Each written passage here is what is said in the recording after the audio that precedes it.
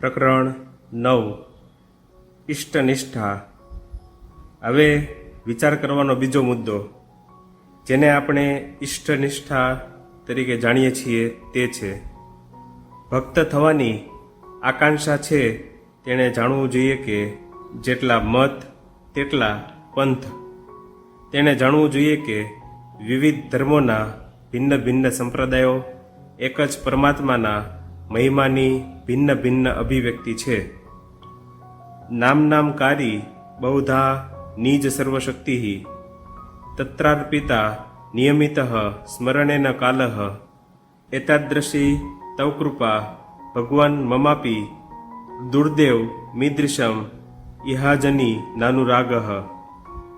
તેઓ તને અસંખ્ય નામોથી સંબોધે છે, જાણે કે તને ભિન્ન ભિન્ન નામોથી વિભાજિત કરે છે, છતાં આમાંના પ્રત્યેકમાં તારી સર્વશક્તિમત્તા વિદ્યમાન છે. આ બધા નામો દ્વારા તું ઉપાસક પાસે પહોંચે છે. જ્યાં સુધી હૃદયમાં તારે માટે ગાઢ પ્રેમ છે, ત્યાં સુધી તારા નામના રટણ માટે કોઈ નિશ્ચિત સમય નથી. તું આટલો બધો સહજ ગમ્ય છે, છતાં એ મારું દુર્ભાગ્ય છે કે હું તારા પ્રત્યે પ્રેમ રાખી શકતો નથી.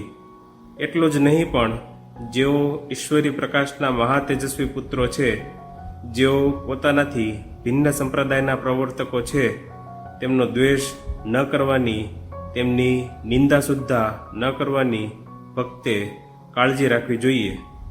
બીજાઓ તેમની નિંદા કરે તો પણ તેણે તે સાંભળવી ન જોઈએ. વાસ્તવમાં એવા મનુષ્યો બહુ જ થોડા હોય છે કે જેઓ એકી સાથે ઉદાર, સહાનુભૂતિવાળા, કદરદાન તેમજ ઊંડો પ્રેમ ધરાવનારા હોય છે. બહુધા આપણે જોઈએ છીએ કે ઉદાર અને સહાનુભૂતિ સંપન્ન સંપ્રદાયો ધર્મ ભાવનાના ઊંડાણને ખોઈ બેસે છે. તેમના હાથે ધર્મ એક પ્રકારના સામાજિક તથા રાજકીય મંડળમાં ઉતરી જાય તેવો ભય છે. તથા બીજી બાજુ અતિ સંકુચિત સંપ્રદાયો તેમના પોતાના આદર્શો માટે ખૂબ પ્રશંસાપાત્ર પ્રેમ પ્રદર્શિત કરે છે. પરંતુ એવું જણાય છે કે આ પ્રેમ અન્ય મતવાદીઓ પ્રત્યેના દ્વેષભાવ દ્વારા જ કેળવેલા હોય છે. આપણે ઈશ્વર પાસે માગીએ કે આ સંસાર એવા મનુષ્યોથી ભરાઈ જાય કે જેમની સહાનુભૂતિ જેમ વિશ્વવ્યાપી હોય તેમ પ્રેમ પણ ઊંડો અગાધ હોય. પરંતુ આવા મહાનુભાવો માત્ર અલ્પ સંખ્યામાં અને ઘણા કાળને અંતરે આવતા હોય છે. તેમ છતાં આપણે જાણીએ છીએ કે પ્રેમનું ઊંડાણ અને વિસ્તાર એ બંનેના અદ્ભુત મિશ્રણયુક્ત આદર્શ પ્રત્યે વિશાળ સંખ્યાના મનુષ્યોને દોરવણી આપી શકાય છે. આ સિદ્ધ કરવાનો માર્ગ ઇષ્ટનિષ્ઠાનો એટલે કે પોતે પસંદ કરેલા આદર્શ પ્રત્યેની અવિચળ ભક્તિનો છે. પ્રત્યેક ધર્મનો એક એક સંપ્રદાય માનવજાત સમક્ષ પોતાને એક જ આદર્શ રજૂ કરે છે. પરંતુ સનાતન વેદાંત ધર્મ ભગવાનના નિજ મંદિરમાં જવાના અસંખ્ય દ્વારો માનવજાત માટે ખુલ્લા કરે છે તથા તેની સમક્ષ આદર્શોની લગભગ અખૂટ પરંપરા ઉપસ્થિત કરે છે. આ પ્રત્યેક આદર્શમાં અનંત સત્યની એક એક અભિવ્યક્તિ હોય છે.